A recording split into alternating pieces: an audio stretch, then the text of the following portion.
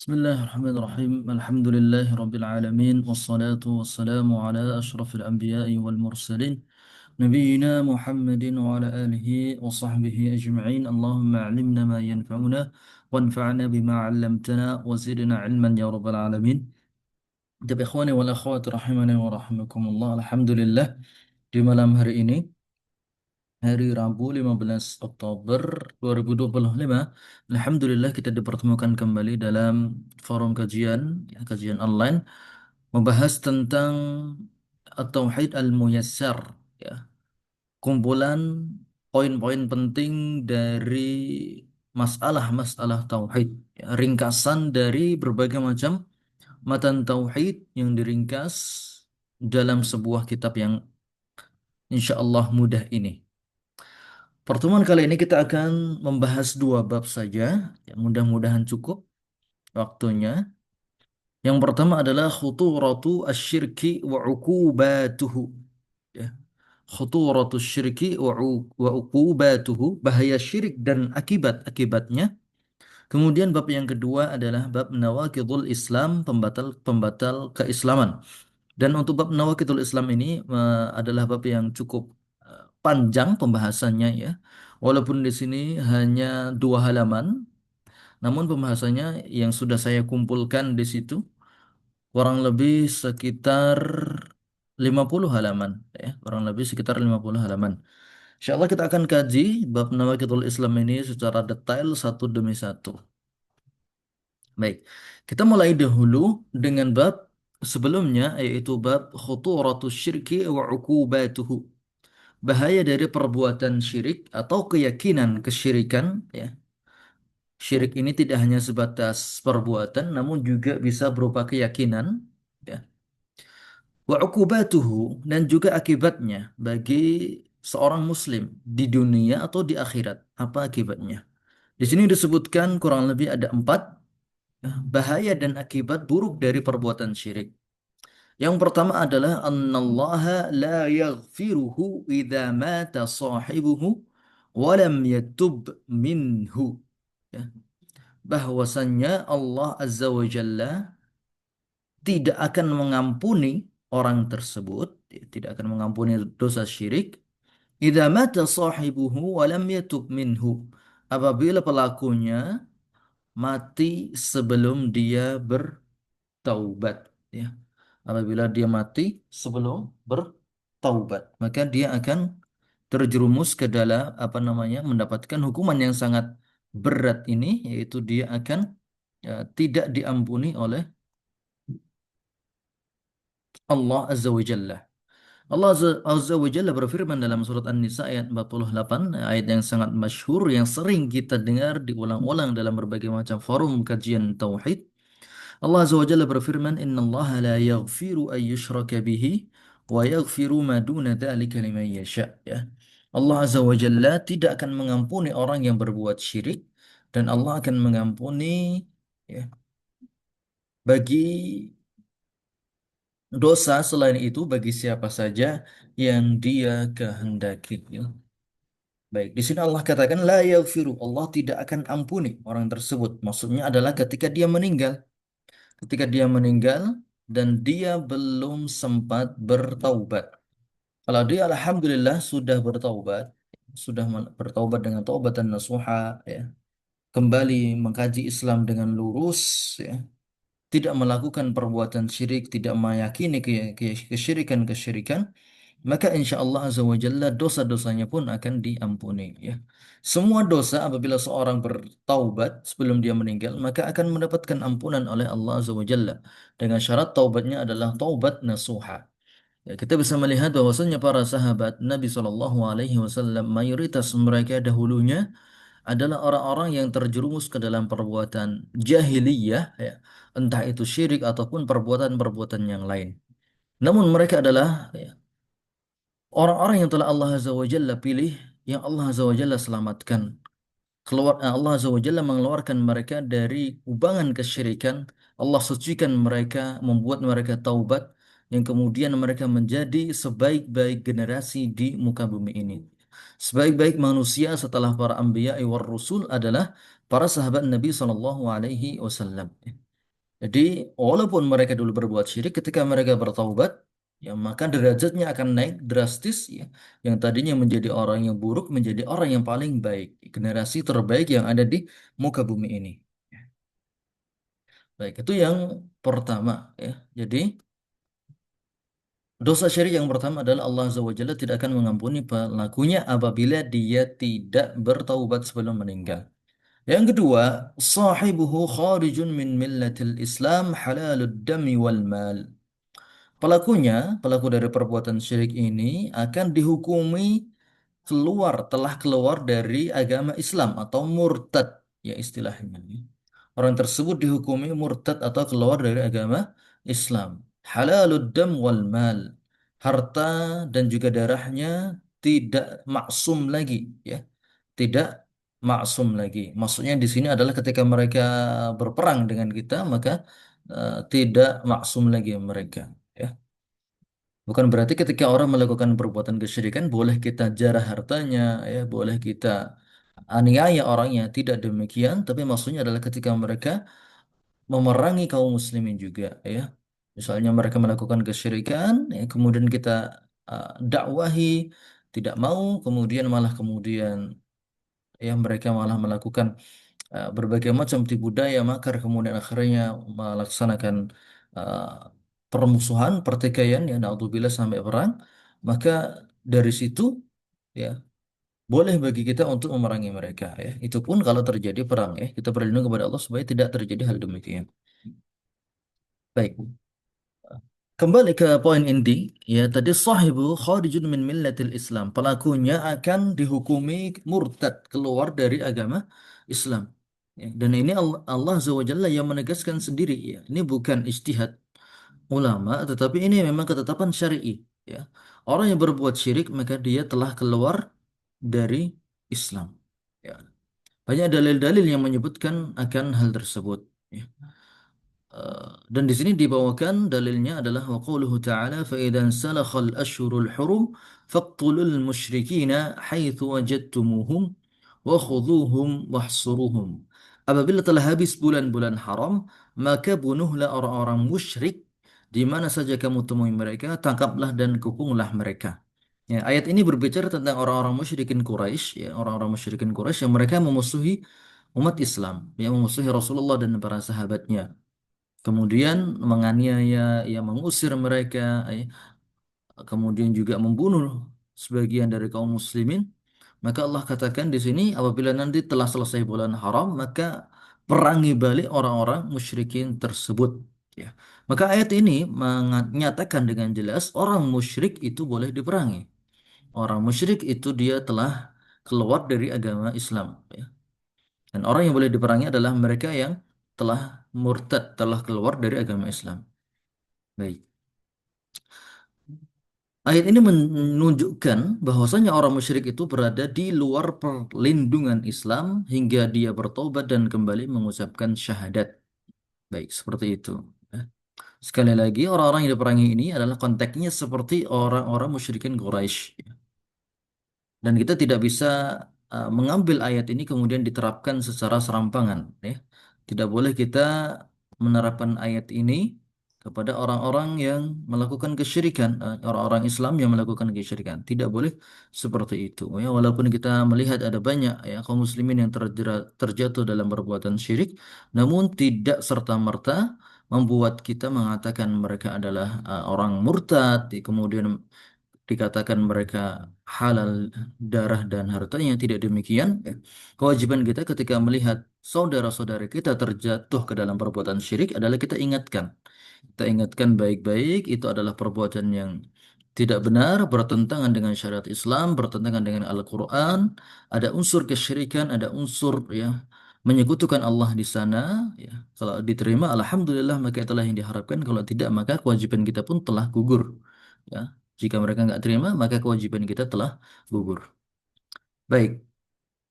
Kemudian yang ketiga dari akibat buruk perbuatan syirik adalah Allah Ta'ala la yuqbalu minal musyriki amalan. Allah tidak akan menerima amal dari orang musyrik. Wa ma amilahu min a'malin sabiqah takunu haba'an mansura. Semua amal yang telah dia kerjakan sebelumnya, sebelum dia melakukan kesyirikan, sedekah dia, berbuat baiknya, dia menolong tetangganya, menolong kaum muslimin, menolong korban bencana alam. Ketika dia melakukan perbuatan syirik, maka amal itu haba'an mansura, menjadi sia-sia di mata Allah Azza wa Jalla. Amalan tersebut tidak berguna sama sekali. Allah Azza wa Jalla menegaskan ini dalam surat Al-Furqan ayat 23, "Wa qadimna ila ma 'amilu min 'amalin faja'alnahu haba'an mansura." Ya, dan kami hadapi segala amal yang telah mereka kerjakan lalu kami jadikan amal itu bagaikan debu-debu yang berterbangan. Baik. Jadi konteks ayat ini tentang orang-orang kafir juga ya, orang-orang kafir Quraisy di zaman Nabi yang mereka banyak melakukan amal kebaikan. Orang-orang Quraisy mereka adalah tuan rumah bagi jamaah haji. Ya di zaman dahulu sudah ada namanya jamaah haji dan tidak pernah hilang ya adat ini ritual ini sejak zaman Nabi Ibrahim sampai zaman Nabi Muhammad SAW senantiasa ada orang yang berhaji mengunjungi ya Ka'bah di sana ya. Walaupun tentu saja di sana ada berbagai macam ritual-ritual kesyirikan yang mereka lakukan di sana di era jahiliyah ya. Di era jahiliyah ada ritual kesyirikan, namun hajinya tidak pernah hilang ya. Setiap tahun akan ada orang-orang Arab yang datang ke Ka'bah di Makkah untuk melakukan ibadah haji. Nah, kebiasaan orang-orang Quraisy ya, karena mereka adalah tuan rumah, maka mereka akan menjamu tamu-tamu tersebut yang datang dari berbagai macam penjuru Jazirah Arab dijamu dengan berbagai macam fasilitas, diberikan makanan, diberikan minuman, tempat tinggal, dan fasilitas-fasilitas penunjang lainnya selama mereka ada di kota Mekah. Dan itu merupakan perbuatan yang sangat mulia, ya. Perbuatan yang sangat mulia, ngasih makan musafir, yang memberikan mereka tempat singgah dan semacamnya. Tetapi orang-orang Quraisy tersebut yang melakukan kesyirikan, maka Allah katakan ya, "Waqadimna ila ma 'amilu min 'amalin faja'alnahu haba'an mansura." Ya. Apa yang mereka kerjakan dahulu, kami jadikan amal itu bagaikan debu yang berterbangan. Amal tersebut tidak ada nilainya di sisi Allah Azza wa Jalla. Kenapa? Karena mereka berbuat kesyirikan. Baik. Maka dari ayat ini juga kita bisa ambil kesimpulan bahwasannya orang Islam, ya, ada orang Islam melakukan berbagai macam amal soleh, ya, baik itu sholat, ya, puasa, membantu orang lain, dia bersedekah. Tapi kalau dia terjatuh ke dalam perbuatan syirik, maka amalan tersebut tidak akan lagi berguna bagi dirinya. Ya, amalan tersebut akan menjadi hangus, sia-sia. Ya.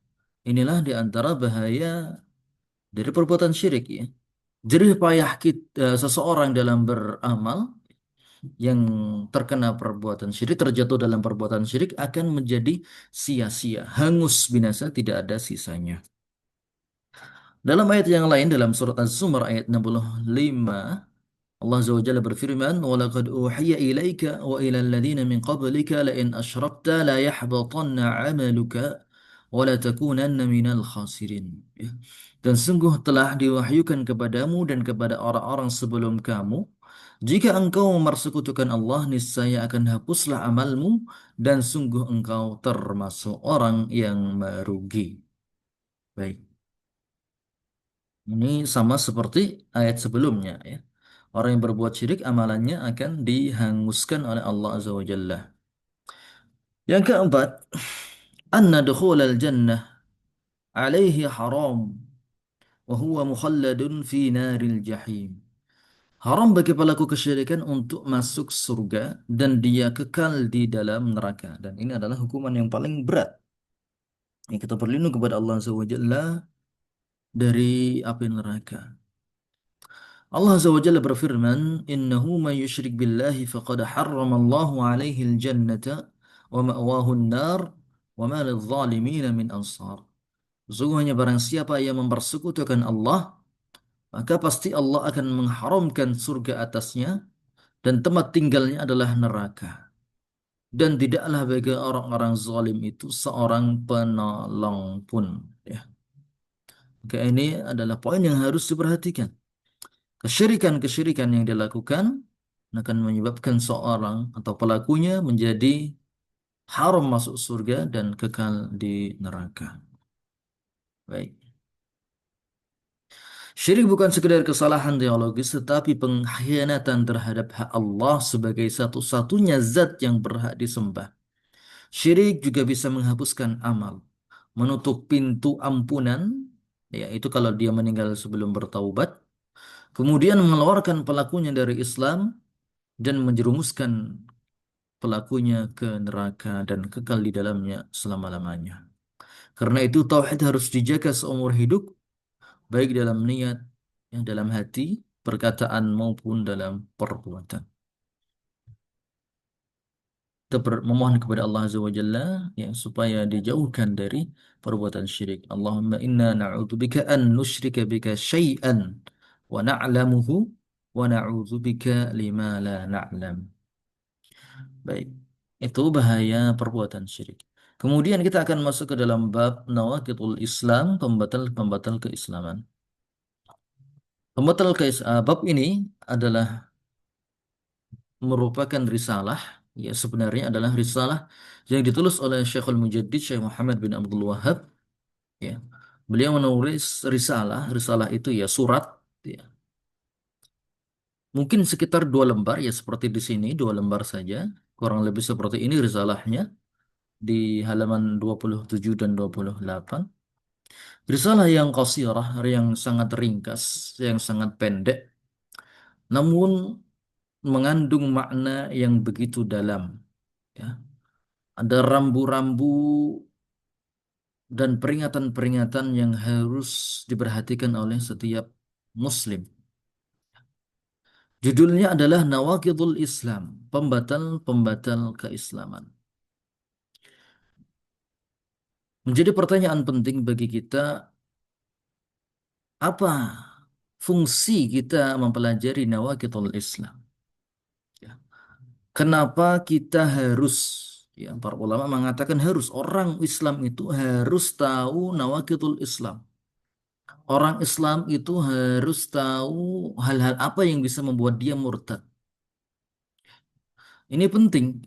Kenapa? Supaya kita tidak terjatuh dalam perbuatan tersebut. Ya. Kita mengetahui hal-hal ini, ya tujuan kita mempelajari Nawaqidul Islam adalah supaya kita bisa waspada, ya, supaya kita bisa berhati-hati terhadap hal-hal ini, ya, terhadap hal-hal ini tidak terjatuh ke dalamnya. Karena fatal, ya. Apabila seorang hamba terjatuh ke dalam salah satu dari nawaqidul Islam ini atau mungkin lebih dari satu poin di sini, maka akibatnya sangat fatal sekali, yaitu dia ter apa namanya terjerumus ke dalam pembatal keislaman. Ya, bisa divonis sebagai seorang yang murtad, walaupun dia tidak sengaja atau tidak niat untuk murtad. Ya, kadang beda ya. Ada orang yang benar-benar memang niat murtad, ya diumumkan terang-terangan, ya, kemudian sambil menghina agama Islam, ya. Dan ada juga orang yang murtad tanpa dia sadari, dan ini yang berbahaya. Dia nggak berniat murtad, tetapi dia melakukan amalan-amalan yang ternyata ini adalah amalan-amalan yang menyebabkan dia murtad, dan ini adalah poin yang sangat berbahaya. Kita, ya, dalam melakukan ibadah-ibadah seperti sholat, ya, puasa, kita di sana pasti akan belajar hal-hal yang bisa membatalkan sholat, hal-hal yang bisa membatalkan wudhu, hal-hal yang bisa membatalkan puasa. Tujuannya apa? Ya supaya kita ketika sholat gak melakukan hal-hal tersebut.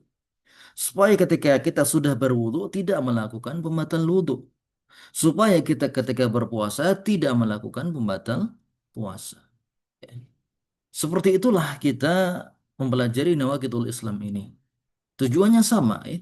Sama-sama supaya tidak batal Islam kita. Ya, kalau tadi kita belajar nawaqidul sholat misalnya, mubtilatus sholat, ya kalau dalam istilah fikihnya mubtilatus sholat, hal-hal yang membatalkan sholat seperti bicara dengan sengaja, bergerak di luar gerakan sholat, ya.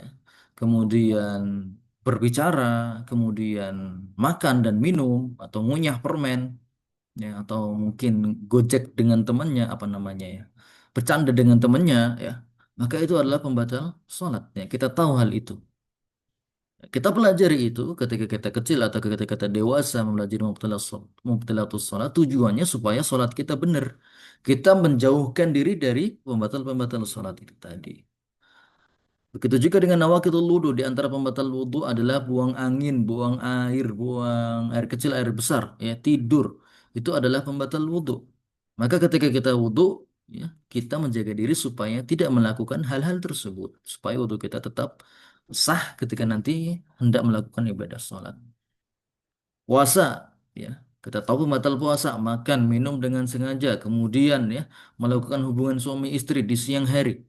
Ya, kita pelajari itu supaya tidak melakukan hal-hal tersebut. Ya, demikian pula kita pelajari nawakidul Islam supaya kita tidak melakukan pembatal-pembatal keislaman ini.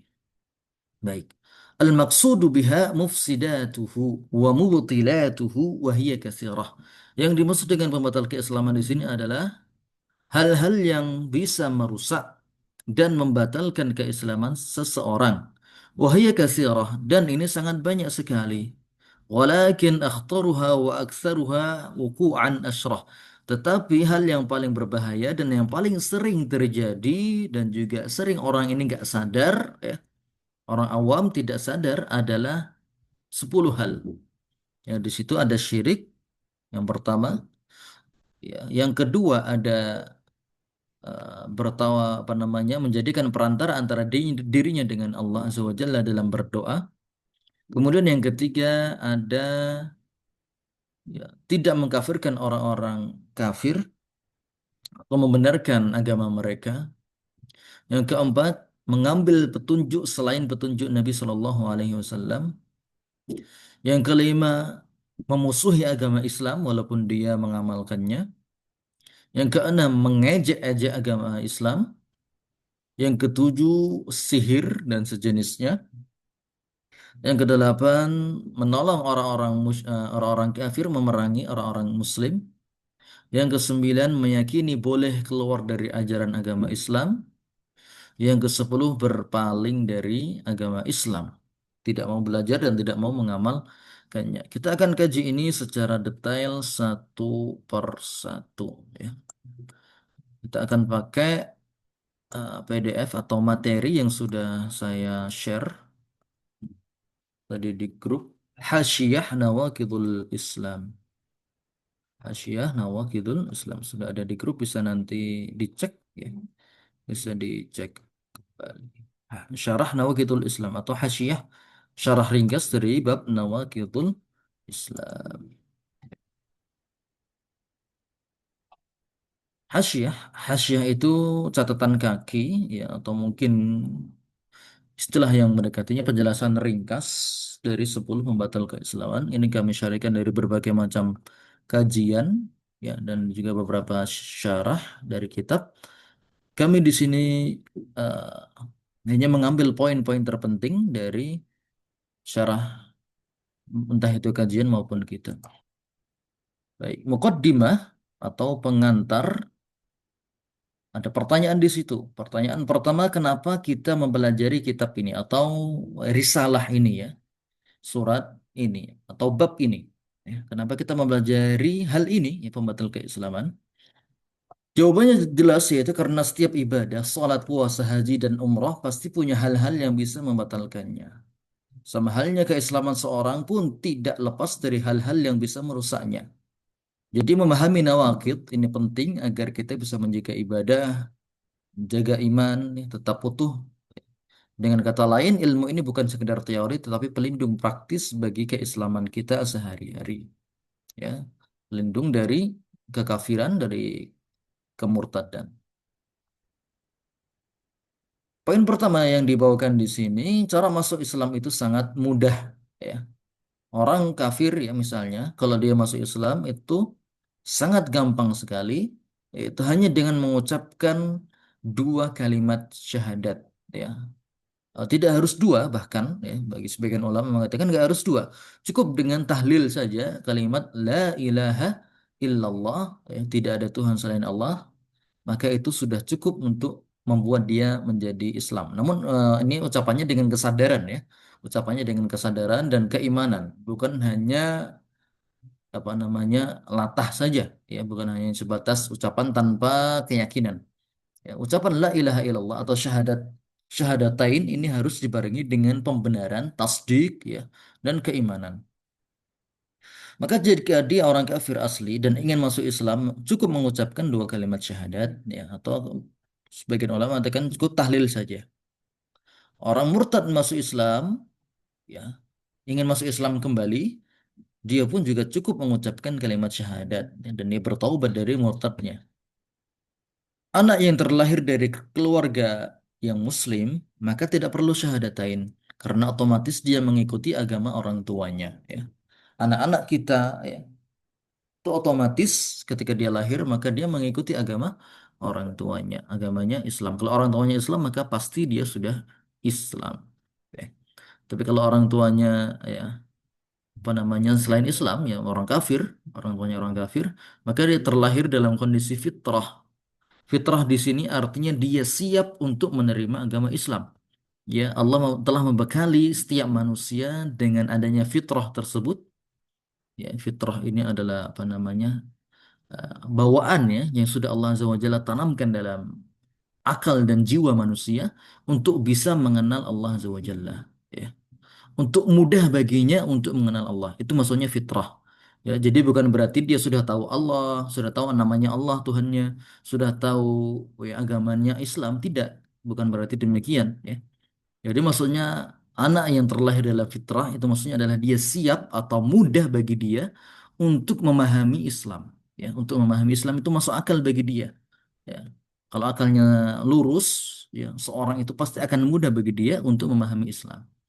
Ya, nggak harus dia belajar, ya, ilmu mantik atau ilmu filsafat atau logika untuk meyakini adanya Islam.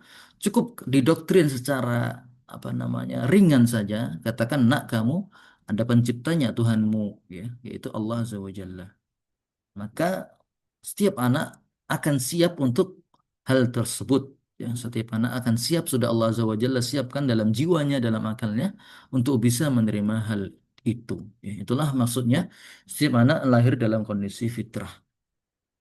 Baik, itu tadi ya, cara masuk Islam itu sangat mudah. Sementara di sisi lain untuk menjudge atau memvonis seorang itu kafir, memutuskan seorang itu murtad, keluar dari Islam itu tidak gampang, ya.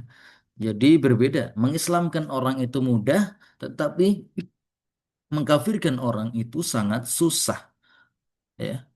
Karena harus berdasarkan dalil yang jelas dan kepastian yang seterang matahari. Ingat, di sini adalah memvonis, ya, memvonis seorang kafir. Ya.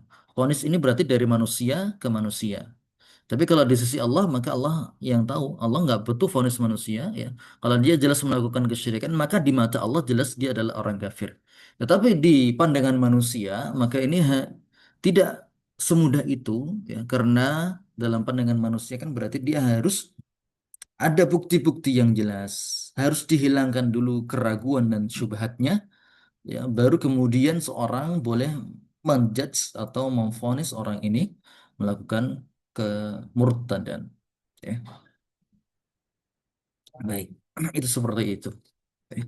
Jadi vonis ini tidak sembarangan orang memiliki kendali untuk hal ini. Ya. Tidak semua orang berhak untuk memvonis orang yang melakukan kesyirikan atau kemurtadan. Ya. Dan ini adalah perkara yang berat. Ya. Maka dalam syariat Islam ini hanya dipegang oleh para qadhi. Ya, hanya dipegang, ya, wewenang ini menjatuhkan vonis kafir hanya dipegang oleh para hakim. Orang awam, ya, ataupun thalibul ilmi, pemula, ya, tidak boleh untuk serampangan memvonis orang sebagai kafir. Baik. Poin berikutnya adalah usulur riddah. Usulur riddah artinya sumber-sumber kemurtadan. Pembahasan tentang membatal keislaman telah dibahas dalam buku-buku fikih dalam semua madhab. Ya. Meski istilah dan rinciannya berbeda. Dalam mazhab Hanafi, bab murtad membahas orang-orang murtad ada sepanjang 120 halaman kurang lebih. Ini dalam beberapa kitab, saya lupa kitab apa.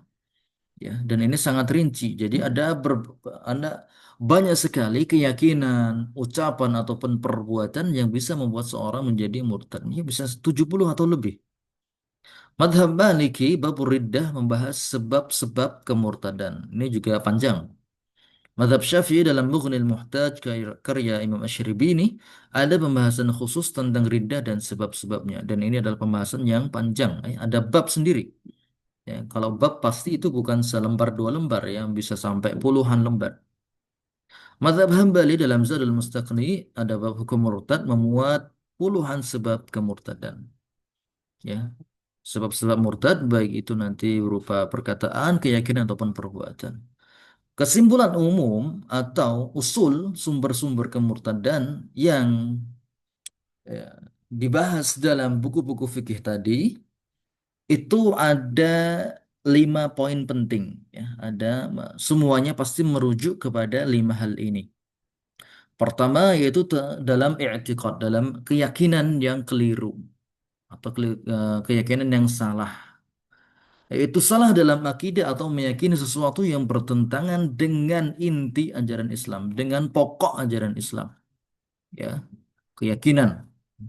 Misalnya keyakinan seorang Muslim dia harus meyakini pencipta adalah Allah. Kalau dia meyakini ada pencipta yang lain selain Allah Azza wa Jalla, misalnya dia meyakini ada dua Tuhan, Tuhan baik, Tuhan buruk, ya.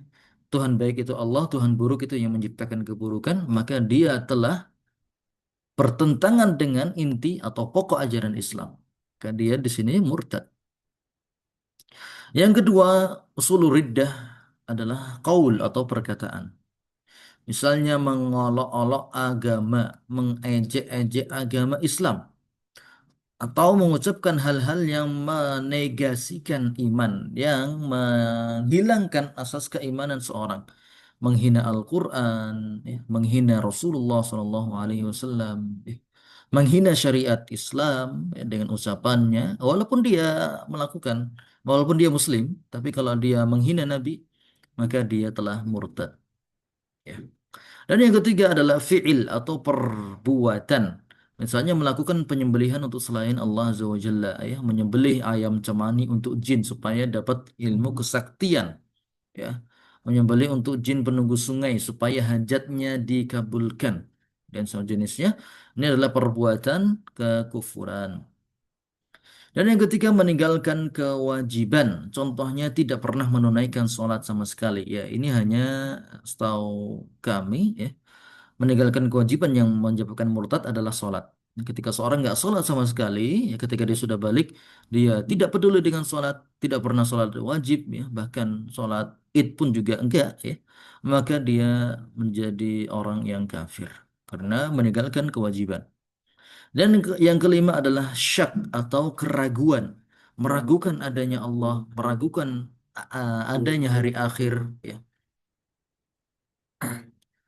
keraguan yang serius, ya, keraguan yang serius, meragukan hari akhir, ya, meragukan adanya surga dan neraka, meragukan apa namanya kebenaran Al-Quran, meragukan kerasulan Nabi Shallallahu Alaihi Wasallam, itu juga merupakan hal yang menyebabkan kekufuran. Ya. Ya, jadi para ulama berbeda pendapat tentang rincian, ya, jumlah rincian hal-hal yang membatalkan keislaman. Namun itu semuanya, ya, yang ada dalam kitab-kitab fikih mereka atau dalam kitab-kitab akidah ketika mereka menyusun pembatal apa nama hal-hal yang memurtadkan seseorang selalu kembali ke 5 poin ini. Ya. Keyakinan yang fatal, perkataan yang fatal, perbuatan yang fatal, meninggalkan kewajiban dan keraguan-raguan dalam agama Islam. Baik, itu adalah usulur riddah al-khamsah. Ya, usulur riddah al-khamsah. Atau kita bisa press lagi atau ringkas lagi menjadi 3. Ya, keyakinan, perkataan, perbuatan. Ya. Meninggalkan kewajiban ini juga perbuatan. Syak atau keraguan ini juga termasuk dalam i'tikad atau keyakinan yang keliru. Ya. Jadi dari lima kita mungkin bisa press lagi jadi tiga. Intinya ada tiga keyakinan yang keliru, yang fatal, perkataan yang fatal, dan perbuatan yang fatal. Baik. Poin berikutnya adalah urgensi mempelajari pembatal keislaman. Ya, kenapa penting sih bagi kita? Apakah pentingnya bagi kita untuk mempelajari poin ini atau bab ini? Maka jawabannya adalah sangat penting. Belakangan ini banyak di antara saudara-saudara kita yang Muslim terjerumus pada salah satu hal yang membatalkan keislaman. Ya. Baik itu perbuatan syirik, ya seperti menyembelih untuk selain Allah. Ya, masih banyak masyarakat yang menyembelih untuk Nyi Roro Kidul atau menyembelih untuk penunggu jin penunggu pohon beringin atau untuk pesugihan dan lain semacamnya, menyembelih untuk jin, maka itu adalah perbuatan kesyirikan. Ya, mereka Muslim, ya, tetapi di situ terjatuh ke dalam kesyirikan. Ya.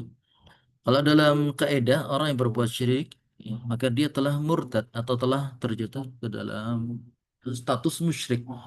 Ya. Tetapi kita tidak bisa katakan mereka sebagai orang yang musyrik dan harus diperangi dan semacamnya. Kewajiban kita adalah mendakwahi mereka, ya, baik itu dengan cara yang hikmah supaya mereka kembali. Baik. Kemudian, oleh karena itu penting bagi kita untuk memahami dan menjauhi pembatal-pembatal tersebut. Ya. Dalam sebuah kaidah, ya, sahabat apa, Hudzaifah bin Al-Yaman mengatakan, "Araftu syarra la lisyarri." Aku mengetahui hal-hal buruk bukan untuk melakukan keburukan itu. Ya, jadi sahabat ini Hudzaifah bin Yaman adalah sahabat yang gemar bertanya kepada Nabi tentang perbuatan-perbuatan buruk. Ya, ya Nabi, apa sih perkataan-perkataan yang nggak boleh, perbuatan-perbuatan yang nggak boleh itu apa aja? Ya. Dan Nabi jawab, ya Nabi jelaskan dari A, B, C, D dan seterusnya. Ya, kemudian para sahabat yang lain heran sama sahabat ya Hudzaifah ini. Yang umumnya orang itu kalau tanya ke Nabi ya tentang fatwa, ya, tentang masalah amal-amal yang harus dikerjakan, tentang Al-Quran dan semacamnya. Umumnya seperti itu. Ya, ketika sahabat bertanya kepada Nabi. Tetapi Hudzaifah ini malah bertanya ke hal-hal yang enggak-enggak gitu loh. Maka kata Hudzaifah, "Araftu syarra la lisyarri lakin litawaqqihi." Aku mempelajari hal buruk itu bukan untuk aku kerjakan, tetapi supaya aku tidak terjerumus ke dalam perbuatan tersebut. Ya. Kemudian dia melanjutkan, "Wa man lam ya'rif asyarra minal khairi waqa'a fihi." Siapa saja yang nggak mengetahui hal buruk dari hal baik, maka dia pasti sedikit atau banyak akan jatuh ke dalam perbuatan buruk tersebut. Ya. Maka semua hal ini termasuk dosa-dosa besar yang tidak bisa diampuni, sehingga wajib kita untuk berwaspadai. Sama seperti kita mempelajari pembatal wudhu agar tidak sengaja melakukan hal-hal yang membatalkan wudhu. Kita pelajari pembatal sholat dan puasa, ya, supaya tidak terjerumus dalam pembatal sholat dan puasa. Demikian pula kita pelajari pembatal Islam supaya iman kita, Islam kita tetap terjaga. Baik, poin berikutnya adalah sikap manusia terhadap kemurtadan atau pembatal-pembatal keislaman. Ini penting juga ya sebelum kita mulai membahas apa itu pembatal keislaman lebih jauh, ada poin-poin penting atau mukaddimah, rambu-rambu penting ya sebelum kita mulai. Dalam menghadapi pembatal keislaman, umat manusia terbagi menjadi tiga golongan, sebagaimana yang dicatat oleh para salaf. Yang pertama, golongan yang berlebih-lebihan dalam mengkafirkan, ya. Golongan yang mudah untuk mengkafirkan orang. Mereka adalah golongan khawarij. Ini sudah ada sejak zaman Nabi, ya bibit-bibitnya sudah ada sejak zaman Nabi, muncul di zaman Utsman, muncul di zaman Ali. Itu yang pertama. Orang yang kedua, golongan yang kedua adalah orang yang meremehkan dosa dan pembatal keislaman atau murji'ah. Oh, iya. Nah, Murji'ah ini mengatakan dosa apapun yang kamu kerjakan tidak mengeluarkan seorang dari Islam. Ya, sihir ya sekalipun, mengejek agama sekalipun, kamu tidak keluar dari Islam. Itu adalah orang Murji'ah. Terlalu menggampangkan dosa. Ya, mereka terlalu berharap dengan rahmat Allah. Selama kamu mengucapkan la ilaha illallah, kamu masuk surga. Ya, mereka katakan demikian. Walaupun kamu melakukan dosa A, B, C, D, D, D, D, seterusnya, ya. Tapi kalau kamu syahadat la ilaha illallah, maka kamu masuk surga. Itu adalah murji'ah. Ya. Terlalu meremehkan dosa. Di antara mereka berdua ada golongan yang selamat, yaitu golongan pertengahan ahlu sunnah wal jamaah. Ya, ahlu sunnah wal jamaah adalah golongan yang pertengahan. Tidak terlalu ekstrim dalam mengkafirkan dan tidak terlalu lembek dalam masalah dosa. Ya, orang Khawarij mereka mudah sekali mengkafirkan orang lain. Ya, ketika mereka melihat ada orang melakukan dosa, misalnya minum khamr, oh kamu kafir. Mereka melihat ada orang melakukan dusta, berdusta atas nama Allah, mereka langsung vonis, oh kamu kafir. Ya, bahkan mereka nggak segan-segan untuk mengkafirkan sahabat, mengkafirkan Utsman, mengkafirkan Ali, mengkafirkan Muawiyah, atau siapa saja yang berada di pihak keduanya. Ya. Maka mereka berani ya memerangi Ali, memerangi Muawiyah. Ini adalah orang-orang yang khawarij, ya. Maka terlalu ekstrim dalam melihat dosa, ya. Ketika melihat ada orang berbuat dosa langsung kafir, kafir, kafir, bunuh, bunuh, bunuh. Dalam praktik kontemporer, kasus-kasus ini ada kelompok ekstrim seperti ISIS, ya, yang melakukan berbagai macam pengerusakan, ya, mengebom di sana sini, keluar dari ketaatan kepada ulil amri serta menghalalkan darah kaum muslimin tanpa dalil yang sah. Ya, dan ini adalah organisasi teroris, ya, telah disepakati oleh negara-negara Islam sendiri. Ya, gerakan ISIS ini adalah gerakan terorisme. Baik. Yang kedua, golongan yang meremehkan dosa dalam membatalkan keislaman tadi adalah Murji'ah yang sudah kita sebutkan. Mereka berpendapat bahwasanya seorang muslim tidak mungkin keluar dari Islam walaupun mereka melakukan dosa besar, ya. Kuncinya selama mereka bertahlil, mereka tidak akan kafir, ya. Mereka menekankan iman semata hingga mirip dengan sifat malaikat Jibril yang tidak menilai manusia dari perbuatan. Sikap ini menyepelekan ancaman pembatal keislaman dan mengabaikan dalil-dalil yang jelas. Ya, Murji'ah ini adalah golongan yang terlalu menyimpang, ya, yang sangat menyimpang, mengatakan, "Oh, berbuatlah sesukamu, kamu tetap Islam." Ya, ini sangat merusak, ya. Sehingga nanti akibatnya orang-orang akan banyak melakukan dosa dan nggak peduli dengan dosa-dosa itu. Golongan pertengahan adalah golongan ahlu sunnah wal jamaah yang bersikap adil terhadap mereka para pelaku dosa dan tidak lembek terhadap mereka juga.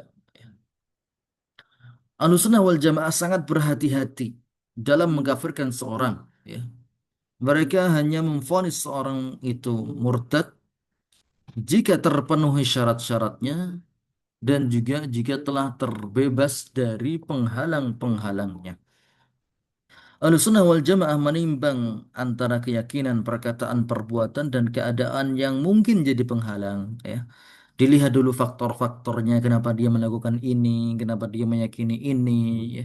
Kenapa dia bilang begini, kenapa bilang begitu. Ya. Tidak tergesa-gesa, diteliti dulu terlebih dahulu, ditelaah latar belakang orang tersebut. Ya. Tidak tergesa-gesa dalam memvonis. Inilah sikap yang diajarkan oleh para salaf, adil dalam menilai iman dan dosa, sesuai dengan dalil Al-Quran dan Sunnah, dan sesuai dengan ijma' para ulama. Baik. Poin berikutnya adalah bahaya mengkafirkan secara brutal, ya, seperti golongan Khawarij. Mengkafirkan seorang tanpa ilmu dan dalil yang jelas adalah dosa besar, ya, kesalahan yang fatal. Para salaf selalu menekankan untuk hati-hati dalam hal ini, karena konsekuensinya tidak main-main. Golongan yang mudah mengkafirkan, ya, seperti Khawarij, ya, Islam Jamaah, ya, kemudian ISIS, ya, sering tergesa-gesa dalam menjatuhi vonis kafir, ya, terhadap pemerintah, ya, dikatakan pemerintah kafir, kemudian diperangi, kemudian terhadap kaum muslimin yang nggak sejalan dengan mereka, dikatakan kafir, diperangi juga. Padahal itu sangat berbahaya, sangat merusak baik itu agama maupun dunia, dan termasuk dosa besar. Ya. Rasulullah Shallallahu Alaihi Wasallam bersabda tentang perbuatan ini, "Man qala li akhihi ya kafir, faqad ba'a biha ahaduhuma." Barang siapa yang mengatakan kepada saudaranya, "Kamu kafir," maka salah satu dari keduanya akan terkena azab. Kalau dia, ya, yang dibilang ini nggak kafir, ya kalimat ini akan kembali kepada dirinya sendiri. Maka berhati-hatilah dalam memvonis. Abu Hurairah radhiyallahu anhu meriwayatkan sebuah kisah, ada seorang ahli maksiat yang terus dinasihati oleh seorang hamba yang soleh. Ini Isa bin Israel. Ya. Ada seorang ahli maksiat dinasihati oleh temannya yang soleh. Hingga si ahli maksiat berkata, hingga si ahli maksiat berkata dengan kesal kepada orang soleh tadi, udahlah kamu jangan campuri urusanku. Dosamu, dosamu, dosaku, dosaku. Masing-masing punya dosa. Maka kemudian orang soleh ini mengatakan, kesel juga orang soleh ini. Udah dinasihatin baik-baik, tapi dia malah nggak mau mendengarkan nasihat. Akhirnya dia emosi, kelepasan mengatakan Allah tidak akan mengampunimu. Kamu di neraka nih, gitu. Kamu nolak ayat-ayat Tuhan berarti kamu tempatnya di neraka. Allah nggak akan ampuni kamu.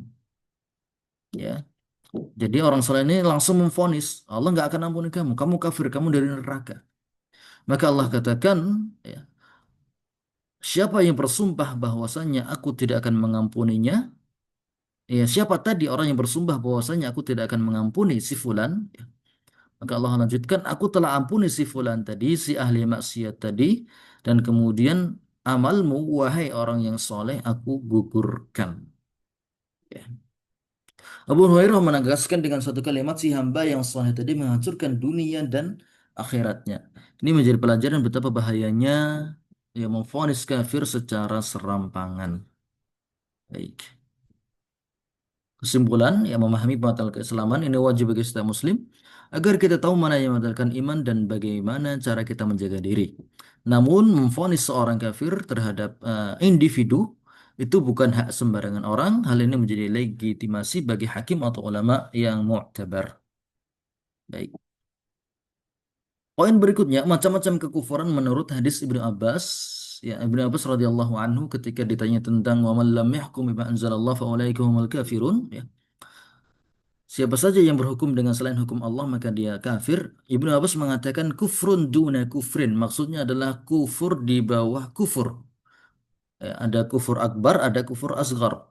Orang yang berhukum dengan selain hukum Allah maksudnya dia hukum kufurnya adalah kufur asgar. Baik. Jadi dari sini, dari hadis Ibnu Abbas ini, kufrun duna kufrin, nih ada kufur itu ada dua, ya. Para ulama membagi kekafiran itu menjadi dua. Pertama adalah kufur asghar, kufur kecil. Yang kedua kufur akbar, kufur besar. Kufur kecil, asghar, tidak sampai mengeluarkan seseorang dari Islam, namun tetap merupakan perbuatan dosa. Dosa-dosa yang ditegaskan syariat ini merupakan perbuatan kufur, tapi tidak menyebabkan dia murtad. Contohnya adalah kufur nikmat, ya ingkar terhadap nikmat Allah. Ya, misalnya dia sakit parah, diobati sama dokter, ya. Kemudian dia setelah sembuh muji-muji dokternya, oh dokternya bagus, karena dokter saya jadi begini kembali. Ya. Dia melupakan Allah Azza wa Jalla, dia puji-puji si dokter. Ya. Dia minum obat ini, oh obat ini bagus, gitu kan. Dia lupakan Allah Azza wa Jalla. Ini adalah kufur nikmat. Ya, orang ini terjatuh dalam kufur asghar, dia masih muslim, ya, tidak murtad.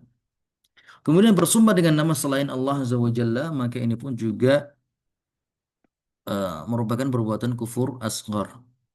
Kemudian perbuatan-perbuatan jahiliyah seperti mencela nasab seseorang, rasis, ya. Kalau bahasa kita rasis, ya kamu dasar suku A, dasar kamu suku B ini jorok-jorok dan semacamnya. Ini termasuk mencela nasab, termasuk dari perkataan kufur asghar. Kemudian contoh yang lain menisbatkan seorang bukan kepada bapaknya, ya. Menisbatkan seseorang bukan kepada bapaknya, ya. Ini banyak, ya, misalnya oh, dasar anak anak misalnya anak setan dan anak semacamnya, ya. Jadi ucapan-ucapan itu adalah ucapan kufur asghar, ya. Atau mengatakan kamu bukan anakku, gitu kan. Kamu bukan anak saya, gitu. Oh, dasar anaknya Pak ini, gitu kan. Padahal bukan. Ya, atau kalau dalam, ya, kasus di- hamil di luar nikah dinisbatkan kepada bapak biologisnya, padahal itu juga dilarang. Baik, kemudian yang kedua adalah kufur akbar atau kufur besar, yaitu perbuatan yang ditetapkan syariat sebagai perbuatan kufur dan mengeluarkan pelakunya dari Islam. Hal ini terjadi ketika seorang menolak atau menentang dasar-dasar iman, ya, dasar-dasar pokok agama Islam yang disepakati oleh para salaf, para ulama. Catatan, kufur asghar tetap berdosa, tapi orang melakukannya tidak otomatis murtad. Ya, kufur akbar adalah kekufuran yang serius, namun vonis kafir hanya boleh ditetapkan oleh ulama yang berilmu dan adil, bukan secara sembarangan. Yang ketiga, pemahaman ini menekankan keadilan, kehati-hatian, dan menjaga persatuan umat sesuai prinsip Ahlussunnah wal Jamaah.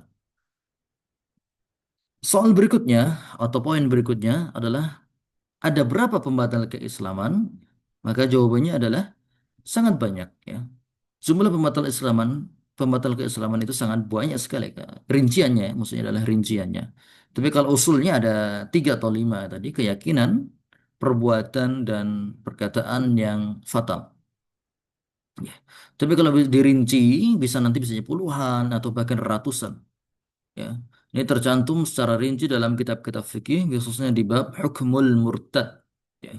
Setiap mazhab membahasnya dengan detail, mulai dari keyakinan yang salah, perkataan, perbuatan, ya, perkataan A, perkataan B, perkataan C, D, dan seterusnya. Keyakinan A, keyakinan B, dan seterusnya. Hingga keraguan yang serius yang semuanya berpotensi membatalkan keislaman seorang bila terpenuhi syaratnya.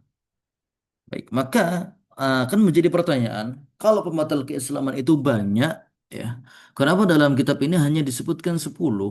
Hanya disebutkan 10 saja. Ya, muallif membatasi pembahasan ini hanya pada 10 saja karena 10 ini adalah yang muttafaq alaihi, yang disepakati oleh para ulama. Ya, jadi nggak ada khilaf di sana di antara ulama madhab terhadap 10 poin ini. Ya, disepakati. Kemudian setelah disepakati ini adalah dosa yang paling banyak terjadi. Yang paling banyak terjadi dan juga yang termasuk yang paling berbahaya. Baik untuk dia sendiri ataupun untuk orang lain. Ya. Jadi ada beberapa alasan. Yang pertama tadi disepakati oleh para ulama. Yang kedua paling sering terjadi di kalangan manusia Muslim ya.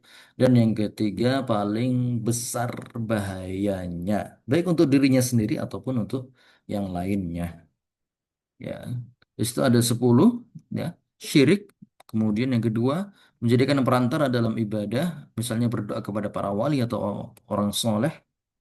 Yang ketiga, tidak mengkafirkan orang-orang musyrik atau non-muslim yang jelas kekafirannya, menyamakan jalan mereka dengan agama Islam, misalnya mengatakan semua agama itu sama atau mungkin keyakinan pluralisme agama, ya.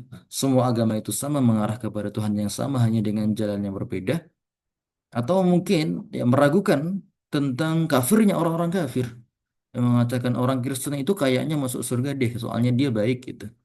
Atau orang Buddha itu kayaknya dia baik deh, kemungkinan dia masuk surga dan seterusnya. Ya, makanya termasuk pembatal keislaman. Yang keempat, meyakini petunjuk atau ajaran selain ajaran Nabi Shallallahu Alaihi Wasallam lebih mulia. Yang meninggalkan hukum Islam, kemudian beralih kepada hukum buatan manusia. Ini ada rinciannya semuanya. Baik, yang kelima, membenci ajaran Islam meskipun secara lahirnya tetap melaksanakannya sebagai ibadah. Sebagai ibadah. Yang keenam, mengajak agama Allah, mengajak pahala, mengajak syariat, mengajak hukuman, mengajak surga, mengajak neraka, ya, dan seterusnya. Dan yang ketujuh, sihir, melakukan praktek sihir, ya, atau belajar sihir, atau perdukunan dan semacamnya, atau konsultasi sama tukang sihir, minta sihir, atau minta dukun, minta fatwa dari dukun dan seterusnya, itu juga termasuk pembatal keislaman. Yang kedelapan, membantu kaum musyrikin dalam memerangi umat Islam, ya, membantu orang-orang kafir dalam memerangi orang-orang, menghancurkan orang-orang Islam, ya, pengkhianat, ya. Yang kesembilan, meyakini sebagian orang boleh keluar dari syariat Nabi Shallallahu Alaihi Wasallam atau menafikan kewajiban syariat atau beberapa syariat bagi diri sendiri ataupun orang lain. Yang kesepuluh, menolak mempelajari agama dan mengamalkan ajaran Islam sehingga menjauh dari iman dan prakteknya. Baik, itu adalah muqaddimah yang pertama dari Nawaqidul Islam. Ya, insya Allah kita akan lanjutkan kajian ini di pekan berikutnya secara detail ya. Silakan nanti dibaca-baca dulu ya supaya bisa mendapatkan gambaran umum tentang hal-hal ini. Insya Allah kita lanjutkan di pekan berikutnya. Baik, sampai sini apabila ada yang ditanyakan, tafadhol, kita buka forum tanya jawab. Pak Ustadz, maaf saya mau tanya. Ya, silahkan. kalau ada orang Islam, dia tapi niat aja sholat, tapi nggak sholat Pak Ustadz. Niat saum, tapi nggak saum gitu. Niatnya aja sudah cukup, tapi dia melaksanakan sering umroh. Katanya gimana itu Pak Ustadz? Ajaran apa itu? Saya nggak ngerti. Eh, dia niat puasa tapi nggak Tapi puasa. nggak, ya, niat sodako nggak sodako. Tapi niat yang baik-baik, tapi nggak dijalanin gitu. Cuma niat aja sudah cukup kata Pak Ustadz. Tapi dia sering ke umroh Pak Ustadz.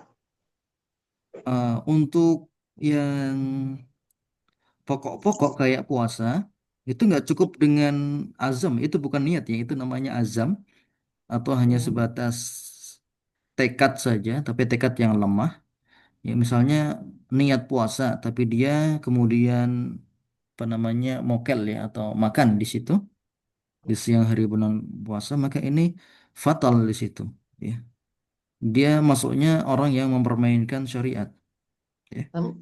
Jadi ke kufur ya Pak Ustadz ya, kafir ya, bukan. Ya, dia tadi niat puasa tapi nggak puasa ya. Sholat enggak Pak Ustadz, tapi cuma niat aja kan sudah cukup katanya begitu. Ah, baik, dia niat puasa dan meyakini hanya cukup dengan niat saja. Tapi Hmm, dengan siang harinya niatnya tapi nggak dijalanin gitu Pak. nggak dijalanin, nggak Yang nggak puasa, puasa juga, nggak makan. Ya berarti nggak dia puasa juga. mempermainkan Cuman syariat. ya, seperti itu. Jatuhnya dia Apa ada aliran begitu ya Pak Ustadz? Kenapa? Dalilnya. Tapi bukan jadi di luar gitu, jadinya kufur gitu Pak Ustadz. Ya, kalau aturannya atau kita lihat apa namanya rumusnya ya, orang yang melakukan istihza ini kan maksudnya bab istihza ya, mempermainkan syariat, ya, pilah-pilih atau ngejek agama ya, atau memodifikasi agama suka-suka dia gitu, itu termasuk dari perbuatan kufur. Perbuatan ya, perbuatannya Kufur ya. adalah perbuatan kufur. Ya, tapi ingat, vonis, vonis terhadap orang itu adalah bab yang lain. Ya, jadi memang kita Hmm. katakan perbuatan ini perbuatan kufur. Ya, tetapi Niat orangnya, tadi sudah melakukan Heeh, ya, orang ini melakukan perbuatan kufur begitu, ya, gitu ya. perbuatan kufur. Ya, ya. Tetapi vonisnya kita nggak boleh vonis sembarangan. Ya. Kalau kita Kayak bilang orang, nggak kafir gitu. Heeh, Nah, kita cukup nasihatin dulu saja, bla bla bla bla, bawa dia ke jalan yang benar. Kalau udah ya udah, gitu kan. Kalau dia terima, alhamdulillah. Nggak terima ya sudah. Oh gitu Pak Ustadz ya. Karena Ya. satu keluarga Pak Ustadz. Oh iya iya iya. Saya Baik. jadi bingung gitu Mm-mm. ngedengarnya begitu. Ya Iya insya Allah nanti nggak berubah ya Pak Ustadz. Tapi iya. dia sering umroh Pak Ustadz. Sering umroh sih. Iya, dia Nggak, sering umroh. Ya, berarti dia sebenarnya punya apa namanya potensi untuk kebaikan di sana. Ya, dia bisa apa namanya menginfakkan hartanya untuk umroh. Kan sebenarnya dia ya rindu sama Allah juga ya. Rindu sama Allah, ya pengen deket sama Allah juga. Cuman kadang dalam beberapa kondisi dia malas atau gimana gitu ya. Ya, apa mungkin satu aliran ya Pak Ustadz gitu? gimana? Satu ajaran tersendiri gitu, aliran tersendiri, Islam tersendiri gitu. Oh, saya kurang tahu kalau itu. Kalau itu Oh, apakah itu ada aliran ya? Karena ya, setiap aliran pasti punya variasi-variasi sendiri. ya, ya Pak Ustadz. Kita cukup tahu yang benar ini gitu lah. Kalau selain ini berarti salah gitu.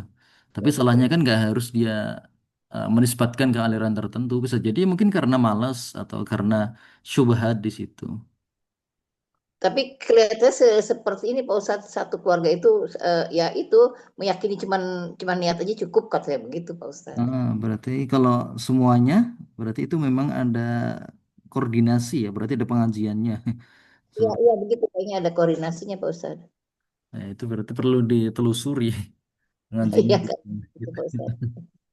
Ya. Barusan saya dari pas ngajian ada yang begitu Kak. Saya kaget juga ngedengarnya. Puasa cukup niat gitu ya. Ya, sholat niat katanya apa-apa niat. Jadi nggak realisasi. Saya kok jadi pengen ketawa. Ini orang bego tuh ya saya bilang gitu. Secara logika kan tidak ada realisasinya gitu ya. Ya, alam bisa itu bisa keluarga juga sih Pak Ustadz ya. Wallahu alam lah. Mungkin ada organisasinya tuh gimana nggak ngerti. Iya. Ya. Terima kasih Pak Ustadz. Jazakillahu Baik, khair. iya, barakallahu fikum. Baik. Silakan bagi pertanyaan yang lain. Silakan Pertanyaan Pak yang lain. Agus mungkin enggak tanya. Assalamualaikum Ustaz. Izin tanya Ustaz. Ya, Fadal. Tentang bahaya syirik tadi yang nomor tiga. Anallah ta'ala yakbalu minal musyriki amalan wa ma'alahum amalahum min a'malis sabiqah takunu haba'a mansura.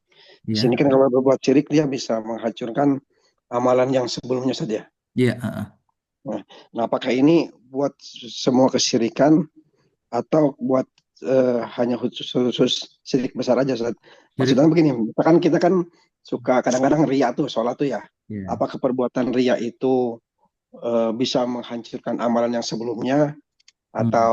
atau enggak gitu Ustaz? Hanya amalan yang kita ria pas itu aja. Itu yang Oke. pertama. Terus yang kedua Ustaz, pertanyaan kedua adalah kenapa ulama-ulama dahulu itu membahas bab akidah di kitab-kitab fikih seperti tadi di Jadul Mustaqni, terus di Mugnil Mutajnya di Imam Syafi'i. Padahal kalau kita lihat yang sekarang kebanyakan ya kalau kitab fikih ya fikih aja, tidak ada bab akidah di situ. Hmm. Kemudian yang ketiga Ustaz, tentang pembatasan 10 aja. Di sini 10-nya itu karena memang salah satu sebabnya itu sudah muttafaq alaih disepakati para ulama.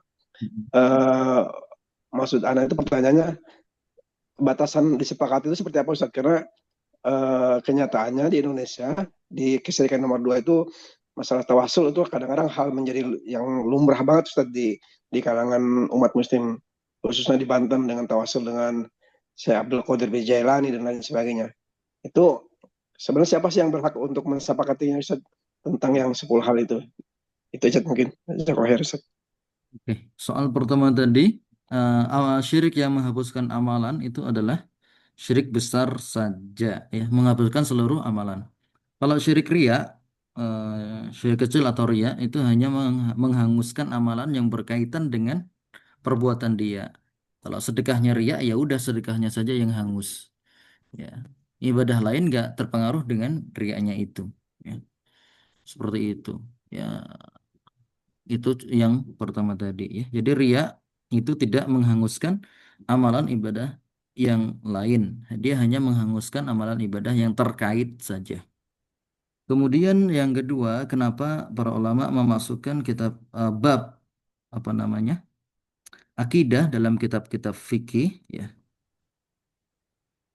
karena memang apa namanya klasifikasi atau pembagian agama ini menjadi fikih dan akidah secara terpisah ini adalah produk ulama kontemporer, ya. Ingin apa namanya diklasifikasikan secara tegas, ya, itu adalah ulama kontemporer. Kalau ulama mutaqaddimin, ya, ulama-ulama terdahulu seperti mungkin Imam Abu Hanifah sendiri, ya, dia menulis buku namanya Fiqhul Akbar, menyebut materi akidah atau pembahasan akidah sebagai materi fikih, ya, karena fikih sendiri maksudnya adalah pemahaman, ya, pemahaman tentang agama, baik itu tentang keyakinan maupun nanti tentang amalan, ya. Jadi ya agama itu ya keyakinan dan amalan sekaligus, ya. Agama itu nggak cuma sholat saja, tetapi harus tahu dia sholatnya kemana, ya, untuk siapa. Ya, itu adalah agama yang lengkap seperti itu. Ya, jadi masalah akidah dan fikih ini nggak boleh dipisahkan. Ya, nggak boleh orang hanya ahli fikih saja kemudian dia melupakan bab akidah. Atau orang hanya fokus di akidah saja dan melupakan bab fikih. Karena agama Islam ini ya selalu seimbang di situ antara keyakinan dan amalan, ya. Makanya mereka sering memasukkan masalah-masalah akidah dalam bab-bab fikih atau sebaliknya yang memasukkan bab-bab fikih dalam kitab-kitab akidah, ya. Ini ulama mutaqaddimin, ya. Karena memang agama itu satu, ya, terdiri dari dua unsur besar, keyakinan dan amalan, tidak mungkin bisa dipisahkan. Kemudian yang ketiga, kenapa disebut muttafaqun alaih dan apa definisi dari muttafaq alaih? Nah, di sini adalah ini adalah istilah dari Syekh Muhammad bin Abdul Wahab, ya, Syekh Muhammad bin Abdul Wahab yang muttafaq. Maksudnya muttafaq di sini adalah berarti muttafaq inda al-a'immah ahli sunnah wal jamaah, ya, al-asariyah. Muttafaq di sini adalah muttafaq ulama yang ahli sunnah wal jamaah yang asariyah, ya, yang berpegang teguh dengan asar. ashabul hadis ya, ulama-ulama ashabul hadis ya, mereka lah yang dimaksud dalam konteks ini muttafaq alaih ya. Jadi bukan seluruh ulama ya, karena nanti akan ada ulama-ulama yang ya apa namanya terjatuh dalam bab tawasul ya, biasanya terjatuh dalam bab tawasul boleh apa nama, terutama ulama-ulama sufi ya, kalau boleh mereka disebut ulama ya, mereka adalah ulama tasawuf, ulama sufi yang sering terjatuh dalam masalah tawasul ini ya, kemudian membuat berbagai macam amalan-amalan kreasi bid'ah-bid'ah ya. Maka mereka tidak digolongkan sebagai ulama ya dalam sudut pandangnya Ahlus Sunnah wal Jamaah Al-Asariyah atau Salaful Ummah ya. Ulama salaf tidak menggolongkan mereka ya ahli kalam, kemudian para sufi tidak digolongkan atau tidak dianggap perkataannya ya. Jadi yang dimaksud di sini atau pendapatnya yang dihitung adalah pendapat ulama Ahlus Sunnah wal Jamaah ala fahmi salafil ummah ya, itu saja. Ya. Makanya nanti kalau ada prakteknya orang apa namanya tawasul dengan wali fulan ya, maka itu berarti dia mengambil ajarannya ya dari yang sejalan dengan mereka ya, ulama-ulama sufi atau ahli kalam ya. Itulah dari mereka mereka ambil akidah tersebut ya. Jadi kembali ke tadi ke definisi muttafaq alaih adalah muttafaq menurut ulama Ahlus Sunnah wal Jamaah ala fahmi salafil ummah ya. Itu definisi muttafaq alaih. Jadi bukan seluruh orang Islam ya, bukan seluruh orang Islam atau seluruh ulama. Seperti itu. Wallahu a'lam bishawab. Oke.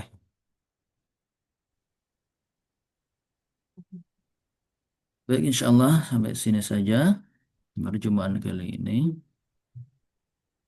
Setelah kita lanjutkan di pertemuan berikutnya, kita tutup pertemuan kali ini dengan doa kafaratul majelis. Subhanakallahumma wa bihamdika asyhadu an la ilaha illa anta astaghfiruka wa atubu ilaik. Assalamualaikum warahmatullahi wabarakatuh. Waalaikumsalam. Waalaikumsalam. Kalau khair.